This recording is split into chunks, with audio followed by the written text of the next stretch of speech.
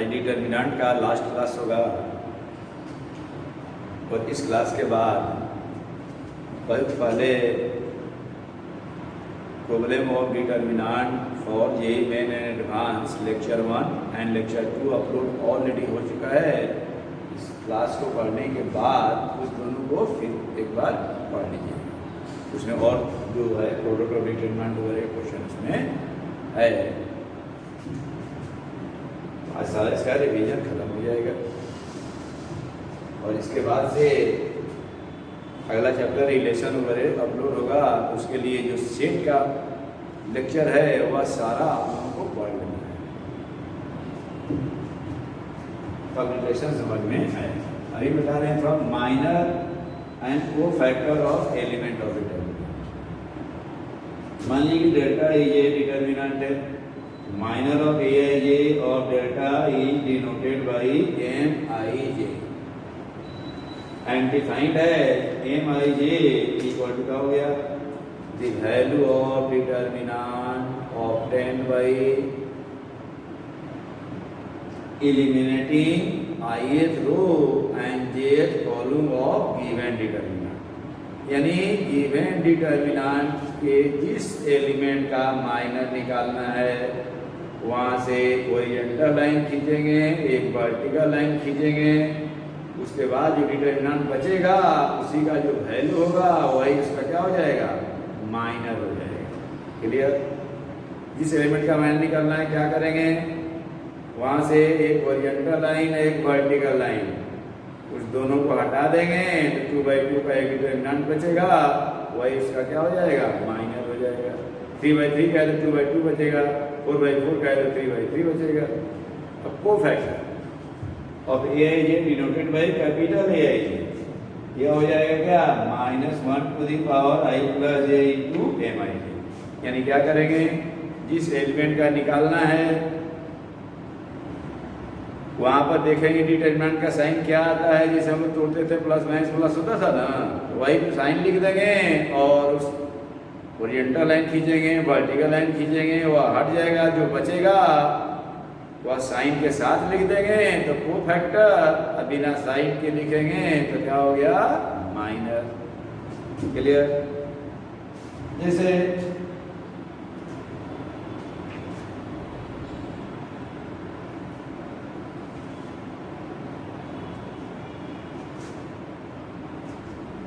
मान लीजिए कोई डिटर्मिनेंट है 2, 3, 4, 5, 6, 1,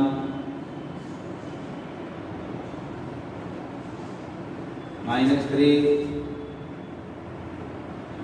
10, 0। डिटर्मिनेंट वही कहता है कि माइनर ऑफ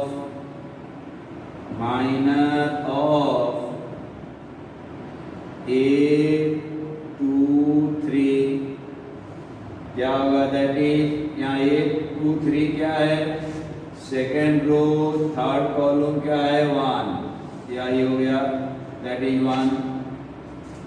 अब यहाँ क्या हो जाएगा, यहाँ से डिटर्मिनेंट बनाए बिना साइन का, या 1 से लाइन कीजिए, यह लाइन हट गया, यह लाइन हट गया, क्या बचा बोलिए, 2, 3 -3, 10। यहाँ क्या होगा, यह लाइन हट गया, यह लाइन हट गया, 2, 3 -3, 10, या इसका क्या हो गया, माइनर हो गया, यानी 20 -9 इक्वल टू 29 हो गया। अब एक आता कोफैक्टर ऑफ 8, 2, 3, तो वो सब कुछ रखना नहीं, दैट इज 1। अब देखिए डिटर्मिनेंट का साइन कैसे चलता है, प्लस माइनस प्लस, बिना उसके बता रहे हैं, minus plus minus plus minus plus. अब देखिए यहाँ पर हम लोग का अपना नियम, इसका चाहिए तो यहाँ पर कौन साइन आएगा, प्लस माइनस साइन आएगा, तो यहाँ माइनस लिख दिए। अब इसके अनुसार क्या होता है बोलिए, -1 का पावर 2 + 3, तो -1 का पावर 5 क्या हो गया, -1। इतना जनरेट क्या करेंगे, 2 3 सीधे हम लोग डायरेक्ट अटैक करेंगे।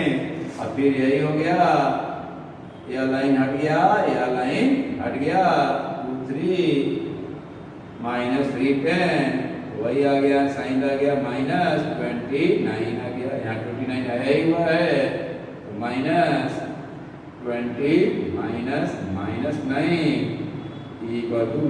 -29 हो गया। किसी भी का माइनर और कोफैक्टर आप निकाल सकते हैं। इसका यूज करेंगे हम लोग एडजॉइंट निकालने के लिए, इनवर्स निकालने के लिए इसका यूज होगा। क्लियर, माइनर कोफैक्टर निकालने आ गया।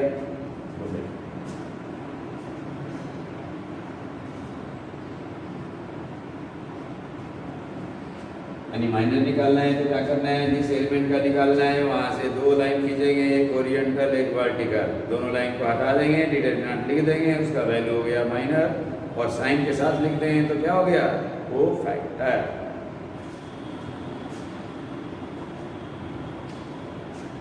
अब माइनर कोफैक्टर से एक रिजल्ट है जो कि ऑलरेडी जानते हैं हम लोग, डिटरमिनेंट को ब्रेक करते थे ना। मान लीजिए डिटरमिनेंट है A11 A12 A13, A21 A22 A23 A31 A32 A33।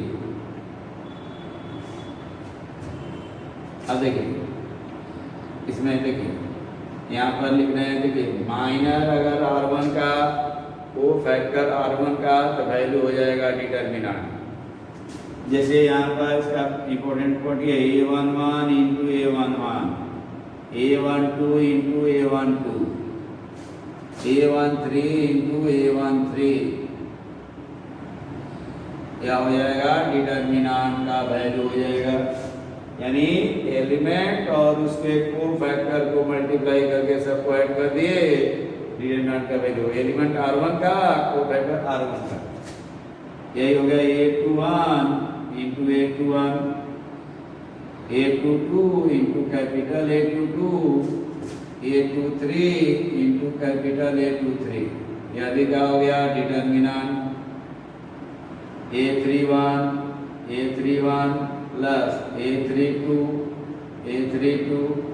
Plus A33, अभी क्या हो गया, डिटरमिनेंट। या रो वाइज जैसे हम लोग तोड़ते थे, सेकंड क्लास में पढ़े थे, या R1 से एक्सपेंड किए, R2 से, या क्या हो गया, R3 से। जैसे A11 एलिमेंट है, कैपिटल A11 क्या हो गया, A11 का कोफैक्टर। जैसे A23 स्मॉल, यहाँ capital A23 into cofactor of A23, ये रो वाइज हो गया। ऐसे ही कॉलम आप देखिए, यहाँ रो वाइज देखिए। अब यहाँ देखिए एलिमेंट है A11 का, कोफैक्टर है लिए A21, A12 A22, A13 A23, इसमें क्या हो गया, एलिमेंट है R1 का, कोफैक्टर है R2 का कॉरेस्पॉन्डिंग, यानी इसके साथ इसका कोफैक्टर प्लस इसके साथ इसका कोफैक्टर। ध्यान से देखिए बोर्ड पर भी बता रहे हैं, प्लस इसके साथ इसका कोफैक्टर आ गया, वैल्यू हो जाएगा 0। अब देखिए A11 into A31 plus A12 into A32 plus A13 into A33, इसमें क्या दिखे, एलिमेंट इज या कोफैक्टर या plus this into cofactor of this plus this into cofactor of this, क्या हो जाएगा, 0। एलिमेंट R1 का कोफैक्टर R2 का वैल्यू क्या हो गया, 0। एलिमेंट R1 का कोफैक्टर R3 का वैल्यू क्या हो गया, 0। एलिमेंट R2 का A31 A22 A32 A23 A33, यह क्या हो गया बोलिए, 0। यह रो वाइज हो गया। सिमिलरली कॉलम वाइज, यानी एलिमेंट C1 का कोफैक्टर C1 का डिटरमिनेंट एलिमेंट C2 का कोफैक्टर C2 का डिटर्मिनेंट, एलिमेंट C3 का कोफैक्टर C3 का डिटर्मिनेंट और एलिमेंट C1 का कोफैक्टर C2 का 0। एलिमेंट C1 का कोफैक्टर C3 का वैल्यू हो गया 0। ये हो गया रो वाइज या सिमिलरली कॉलम वाइज।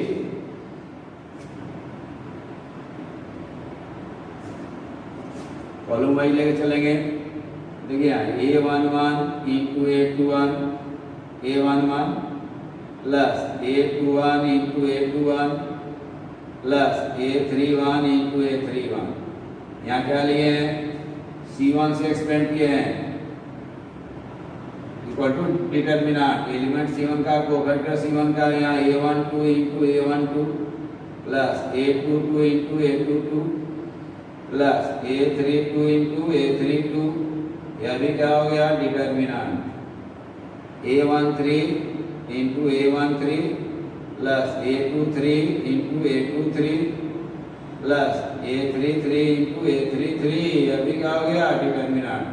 कॉलम से एक्सपेंड किए expanding through C1 C2 and C3। अब एलिमेंट C1 का कोफैक्टर C2 का A21 into A22 A11 A12 plus A21 into A22 plus A31 into A32 is equal to क्या हो गया? 0 etc। समझ गए? यानी A11 into A13 plus A21 into A23 plus A31 into A33। इसका ये वैल्यू क्या हो गया? 0। Element R1 cofactor R2 element R1 cofactor R3। इसी तरह अगर A12 into A13 plus A22 into A23 plus A32 into A33 इसका ही मान क्या हो जाएगा? 0। यह कॉलम वाइज हो गया। क्लियर? यानी यह C1 से एक्सपेंड की है या C2 से या C3 से।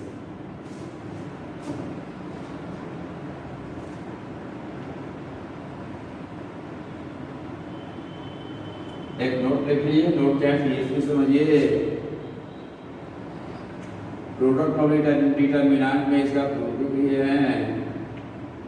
नोट समझिए या इसको PHP लिख लीजिए। Time saving properties very important for completion। If delta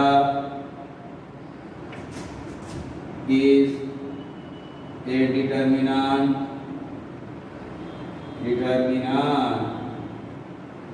of order n,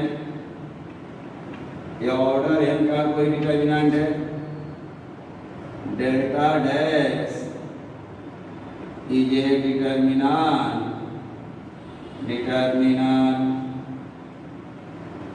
formed by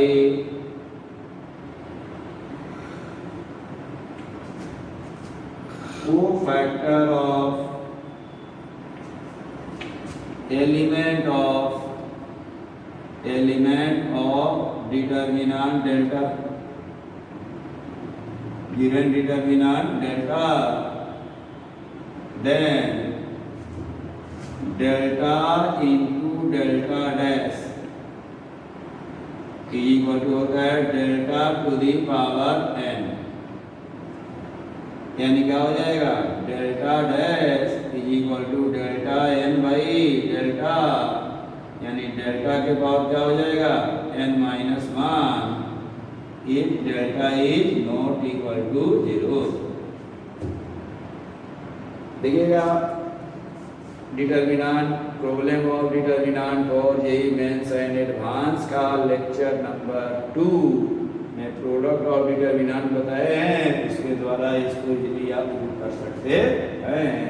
ऐसे इसको प्रूव करने की कोई आवश्यकता नहीं, डायरेक्ट यूज करने। अब इस पर प्रॉब्लम कैसे आएगा?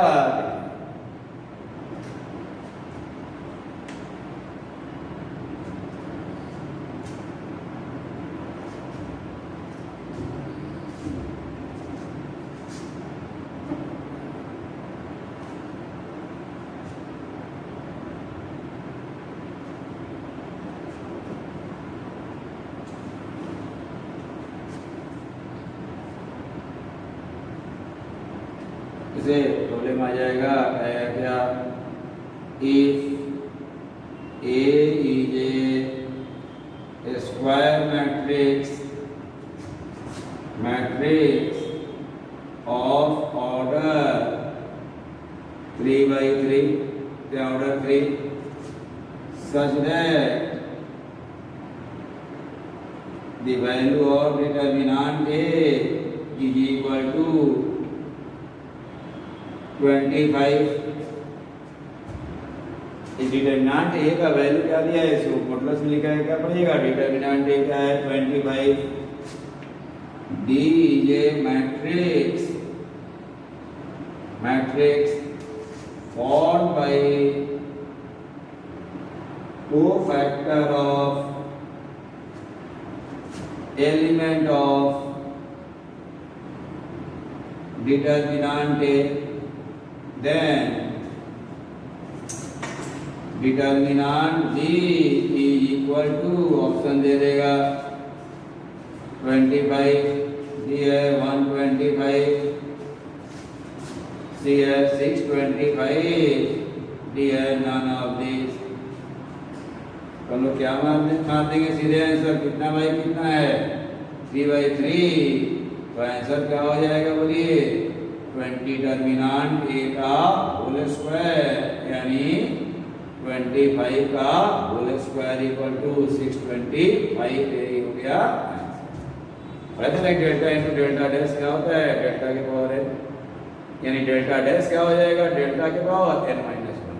डिटर्मिनेंट b का मान क्या हो जाएगा, determinant a to the power 3 - 1, 3 - 1 क्या हो गया 2 हो गया।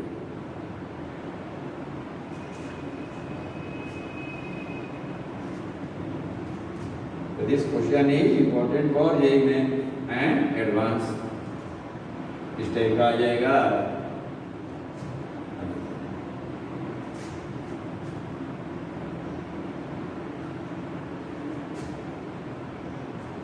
और देखिए इसका एक यूज है, एरिया में इसका एक यूज है, वेरी वेरी इंपॉर्टेंट क्वेश्चन एक बता रहे हैं।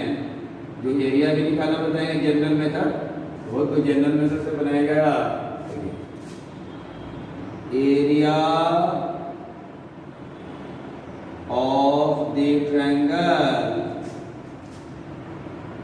The equation of which sides, school के लिए अब इंपॉर्टेंट नहीं है, which sides are ax1 plus bx a1x plus b1y plus c1 equal to 0, a2x plus b2y plus c2 equal to 0, a3x plus b3y plus c3 equal to 0।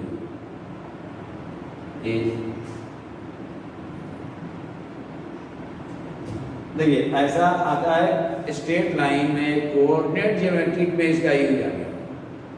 इसको generally लोग क्या करेगा, equation दिया रहेगा, इसको सॉल्व किया, एक्स वाई निकाले, coordinate हो गया ए का, इसको सॉल्व किए, इसको सॉल्व किए, ए बी सी का कोऑर्डिनेट निकाले, फिर एरिया का फार्मूला लगा दीजिए 1/2 × x1 - x2 वाला, या डिटर्मिनेंट वाला ही फार्मूला होता है जो कि अभी पढ़ेंगे। तो लेंथी कहेगा लोग क्या, क्वेश्चन तो बन गया लेकिन लेंथी था। इसको सॉल्व किए, एक्स वाई निकालिए, फिर इसको सॉल्व करेंगे, एक्स वाई निकालेंगे, इसको सॉल्व करेंगे, एक्स वाई निकालेंगे, एक हो गई ए का कोऑर्डिनेट, बी का कोऑर्डिनेट, सी का कोऑर्डिनेट, फिर एरिया का फार्मूला लगा के निकालेंगे। तो इससे आपको टाइम बहुत ज़्यादा लगेगा। इसका डायरेक्ट बता दें, इसका मान हो जाएगा delta square by 2 × modulus capital C1, देखिएगा हम लिख रहे हैं capital C2 capital C3, direct attack करेंगे इसको। अब यहाँ क्या है, डेल्टा क्या है, वेयर ऊपर लिख रहे हैं, नहीं तो कहीं नहीं हटेगा यहाँ पर, इतना लिखिए where delta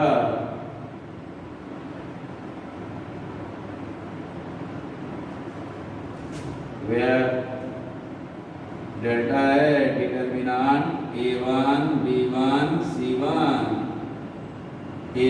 B2 C2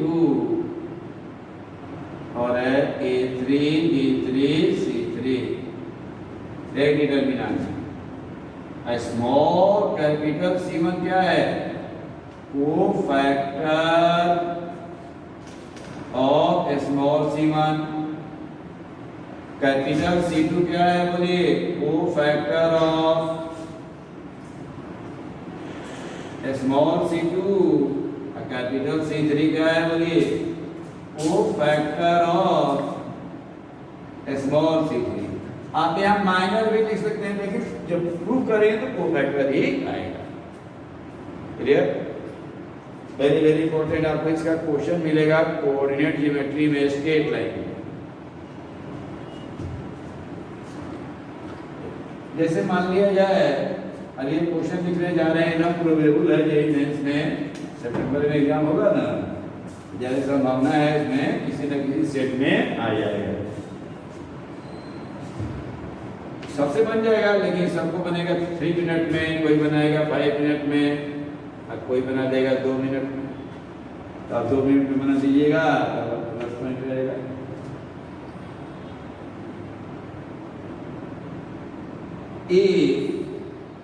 S is area of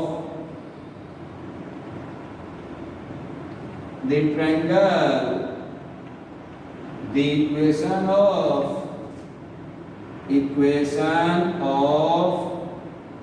whose sides are 2x minus y plus 4 equal to 0,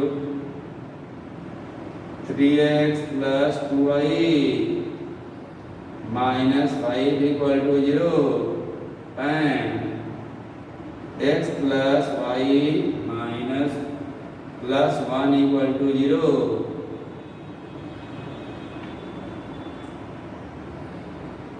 Then 21 into s का मान क्या होगा? आजकल आता है कि डिजिट में आंसर लिखने के लिए 3-4 क्वेश्चन जेईई मेंस में रहता है, उसी में आ गया नेचुरल नंबर में आंसर लिखने के लिए।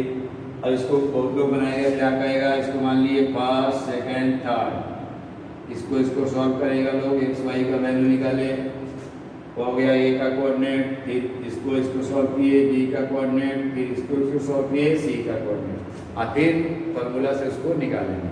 लेकिन नहीं, हम लोग क्या करेंगे? पुराना मेथड हम लोग का लिखा है ना कि डेल्टा स्क्वायर बाई, ये का लिखे हम लोग डेल्टा स्क्वायर बाई, लिख लीजिएगा, ये लिखे थे 2 into modulus C1 C2 C3, देख लीजिएगा यहाँ डेल्टा लिखा गया होगा तो उसको डेल्टा स्क्वायर कर लेना है। अब देखिए डेल्टा यहाँ क्या हो गया? कोफिशिएंट से बनाइए सीधा, 2 minus 1 4, 3 2 minus 5 1 1 1, इसको R1 से तोड़ दीजिए, आप प्रॉपर्टी लगेगा तुरंत आंसर आ जाएगा। इसको बनाइएगा तो शायद आ गया 26, हो सकता है माइनस में आ जाए, अपना देख लीजिएगा। अब क्या निकालना है? C1, इस 4 का कोफैक्टर प्लस माइनस प्लस, यह हट गया, यह हट गया, क्या है बोलिए? 3 minus 2 1 लिख रहे हैं, समझ में आ रहा है ना? C1 का मतलब क्या हुआ? कोफैक्टर ऑफ 4, यह हट गया, यह हट गया, क्या बचा? 3 2 1 1, तो 3 minus 2 क्या गया? 1। C2 कोफैक्टर ऑफ दिस, यहाँ प्लस था, यहाँ क्या हो जाएगा? माइनस, यह हट गया, यह हट गया, यह हट गया और यह हट गया, 2 माइनस माइनस 1 3 आ गया। C3 इसका प्लस नहीं रहेगा, इसके चलते माइनस नहीं हुआ, यहाँ माइनस आया, यह हट गया, यह हट गया, 4 7 आ गया, ठीक है। यानी कोफैक्टर ऑफ 4 निकाले तो आंसर क्या हो गया? आंसर लिखे डेल्टा स्क्वायर बाई, तो डेल्टा स्क्वायर क्या गया? देखिए आंसर यहाँ लिखना है, आंसर क्या हो गया? Delta square 26 into 26। अब भाई 2 into मॉडुलस के अंदर क्या गया बोलिए? 1 into -3 into 7 -21 मॉडुलस है यार, 21 है ना, हो गया। तो एस का मान हो गया यही, हमको एस का मान यह हो गया, यानी एस हो गया क्या 26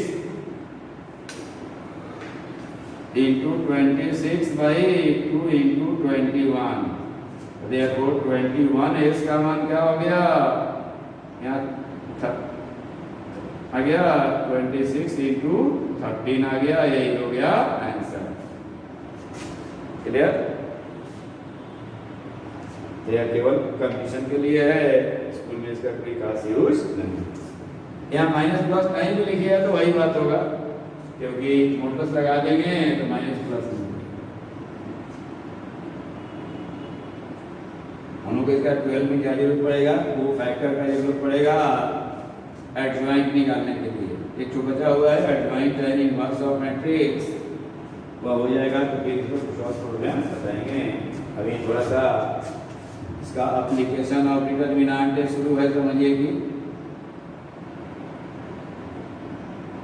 स्कूल में वो चैप्टर दे दिया है, या हम लोग कोऑर्डिनेट ज्योमेट्री में ऑलरेडी पढ़ चुके हैं स्टेट लाइन में 11th में। देखिए कुछ इसका use of determinant in coordinate geometry बहुत सारा यूज है, लेकिन जो 12 वाला यूज दे रहे हैं, डी है x2y2, सी है x3y3,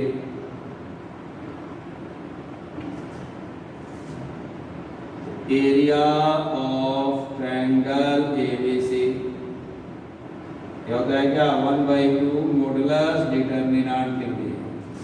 वेयर डिटरमिनेंट है क्या x1 y1 1, x2 y2 1, x3 y3 1। यही हो गया area of triangle ABC.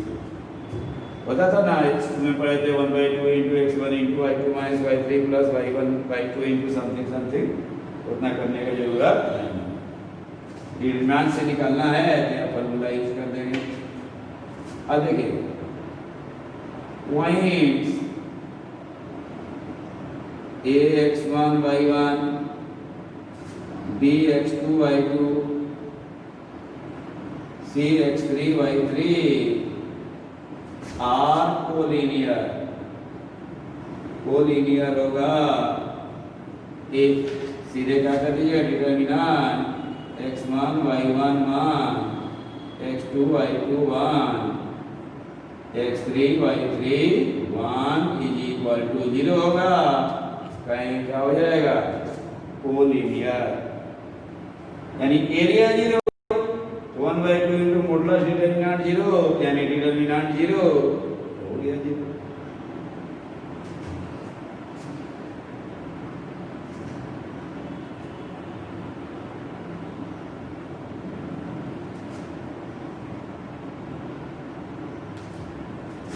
Equation of straight line, equation of straight line passing through two given points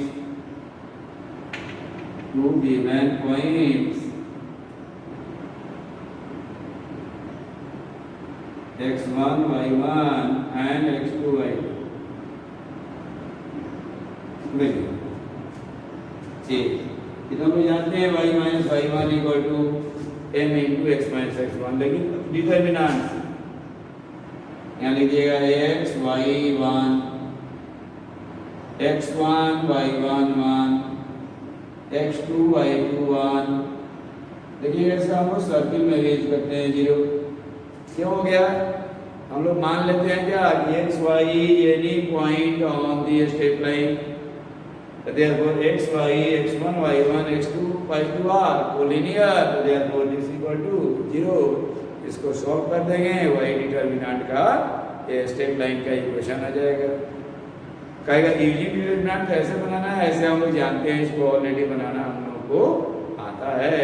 कहेगा कि यूजिंग डिटरमिनेंट तब हम लोग ऐसे बनाएंगे, केवल प्रयोग नहीं करेंगे।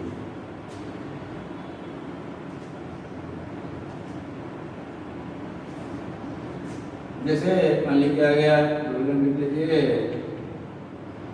If area of a triangle whose vertices are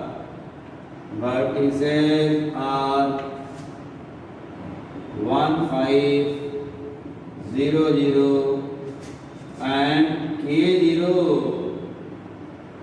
is 25 square unit, then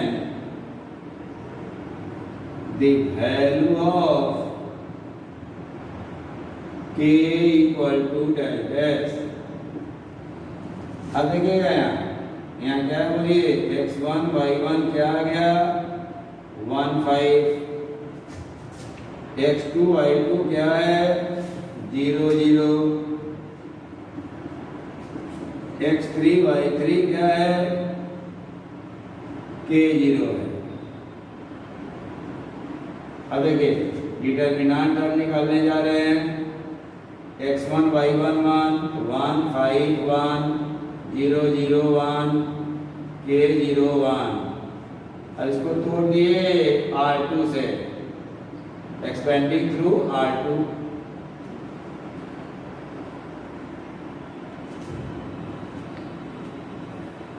अब क्या किए इसको एक्सपेंडिंग थ्रू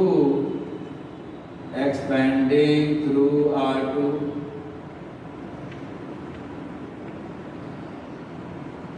क्योंकि R2 में 2 जीरो है तो डिटर्मिनेंट का वैल्यू क्या हो गया, यहाँ देखिए प्लस माइनस प्लस माइनस, यहाँ आ गया 0 प्लस माइनस माइनस 0 प्लस है ना, यहाँ माइनस फिर प्लस 0 -1 इंटू यह लाइन हट गया 1 5 k0, यानी आ गया -0 -5k इक्वल टू क्या गया 5k।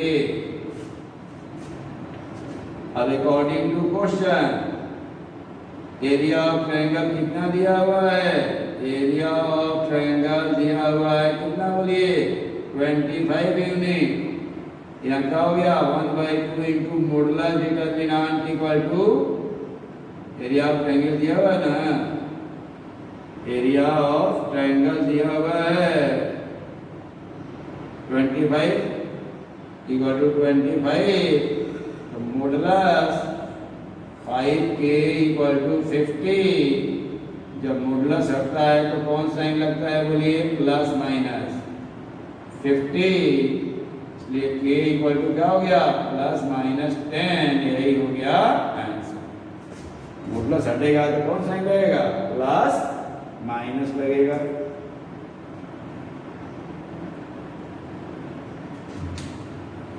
सिंपल है।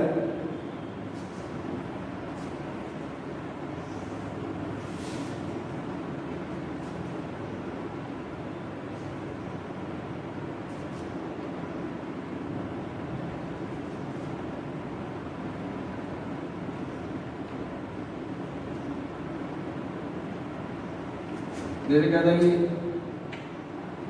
Find equation of straight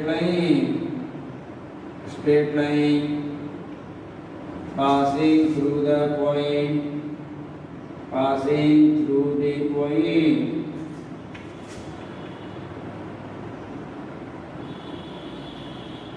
1 2 and 3 6।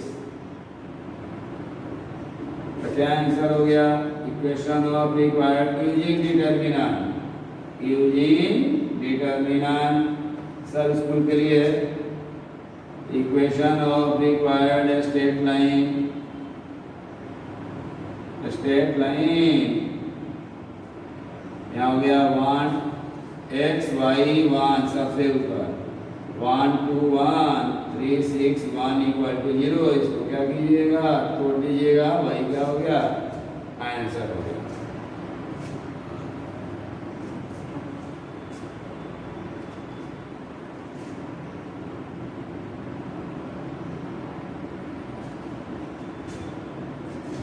इसका यूज आता है जैसे कहेगा कोई क्या देखिए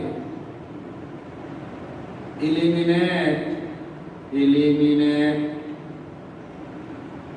x and y from the equation a1x plus b1y is equal to 0, a2x plus b2y equal to 0। तो क्या हो जाएगा, दोनों से हटाना है तो आंसर क्या हो जाएगा, इलिमिनेटिंग।